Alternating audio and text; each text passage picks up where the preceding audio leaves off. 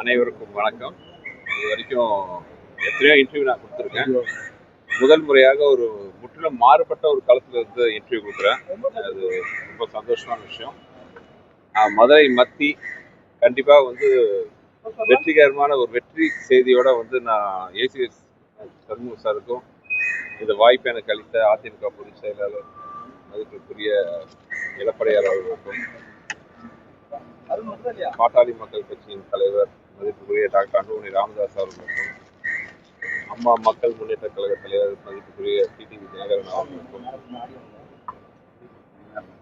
G K. Vasan அவர்களுக்கும், முக்கியமாக பாரதிய ஜனதா கட்சியின் மாநில தலைவர் நயினார் நாகேந்திரன் அவர்களுக்கும், ஜான் பாண்டியன் அவர்களுக்கும் என்னுடைய மனமார்ந்த நன்றி. என்னுடைய மூத்த சகோதரர் புதிய நீதி கட்சியின் தலைவர் என் மதிப்புக்குரிய அண்ணன் ஏசி சண்முகம் சார் என்னை நம்பி இந்த வாய்ப்பு எனக்கு கொடுத்துருக்காரு. கண்டிப்பாக அவருக்கு வந்து ஒரு வெற்றிகரமான ஒரு நல்ல செய்தி மதுரை மத்திய தொகுதி மக்கள் கொடுப்பார்கள் என்ற நம்பிக்கை எனக்கு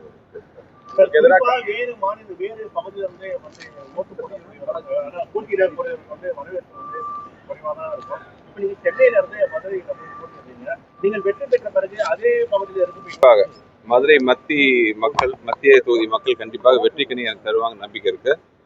கண்டிப்பாக இனிமேல் மாசத்துல 15 நாள் என்னுடைய வாழ்க்கை வந்து மதுரையில தான் இருக்கும். அதை வந்து நான் உறுதிப்பட சொல்கிறேன்.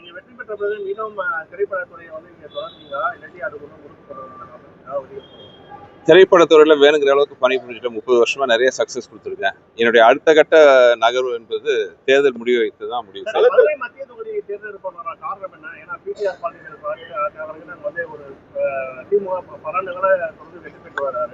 அதே மாதிரி தற்போது விஜய் வந்து களத்துல இருக்காரு. விஜய்க்கு வந்து இளைஞர்களோட ஆதரவு வந்து அதிகமாக சொல்லக்கூடியது. இந்த தேர்தலை நீங்க எப்படி எதிர்கொள்ள போறீங்க? கண்டிப்பா ஜெயிப்போங்கிற நம்பிக்கை எங்களுக்கு எல்லாத்துக்குமே இருக்கு. இன்னொன்று ஆன்டி இன்கம்பன்சின்ட்டு ஒரு பெரிய வேவ் இருக்கு. ஸோ நிறைய விஷயங்கள் இருக்கு. நம்ம எல்லாருக்குமே இப்பவே பேசிட்டு இருக்க முடியாது. ஸோ நேற்றைக்கு தாவேகா நிகழ்ச்சியில வந்து பாத்தீங்கன்னா ஒரு பொதுக்கூட்டத்துல ஒரு வாட்டர் வந்து அடிச்சிருக்காங்க. எப்படி பாக்குறீங்க ஒரு தாவேகா கூட்டத்துல? எந்த வகையிலையும் வன்முறை என்பது கண்டிக்கப்படத்தக்கது தான். அது வந்து ரொம்ப ஒரு அசிங்கமான ஒரு விஷயம்.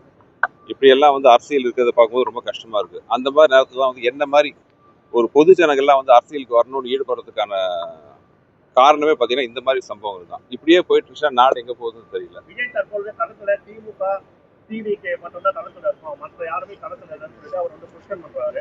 அவர் ஏடிஎம்கேவியோ பிஜேபியோ எந்த இடத்துல களத்துல இல்லைன்ற மாதிரி சொல்றாரு. மக்கள் தான் முடிவு. ஏன்னா நீங்க அதிமுக மேல போட்டிடுறீங்க. இது வந்து விஜய் சார் வந்து மதிப்புரிய விஜய் சார் வந்து என் மேல வந்து பெரும் மதிப்பும் அன்பும் கொண்டவர். அதே மாதிரி நான் அதே மாதிரி தான். அவர் வந்து என் ஒய்ஃப் வந்து அவர் வந்து ஒரு தம்பியாக தான் கருதுறாங்க. அதே மாதிரி அவரும் என் ஒய்ஃப் வந்து அக்கான்னு தான் அன்பாக கூப்பிடுவாங்க. ஸோ அதனால் வந்து எந்த வகையிலையும் அவரை விமர்சிக்கவோ, அவர் கட்சியை பற்றி விமர்சிக்கவோ, அவர் வேட்பாளரை பற்றி சொல்லவோ நான் தயாராக இல்லை. ஆனால் மதுரை மத்திய தொகுதியை பொறுத்தவரை போட்டி இரட்டை இலைக்கும் உதயசூரியன் தான். ஸோ அது விஷயமா பேசினா பெட்டரா இருக்குன்னு உங்களை ஆதரிச்சு புஷ்பம் பிரச்சாரம் பண்ண வாய்ப்பு இருக்கா? கண்டிப்பா. ஏன்னா அவங்களுக்கு நான் பிரச்சாரம் பண்ணிருக்கேன், எனக்கு வரணும் இல்லை. அவங்க எல்லாமே இங்கே சொல்லியிருந்தேன். வணக்கம், ரொம்ப நன்றி, தேங்க்யூ. எல்லாம் உங்க பெஸ்ட் விஷஸ் எனக்கு தேவை. தேங்க்யூ.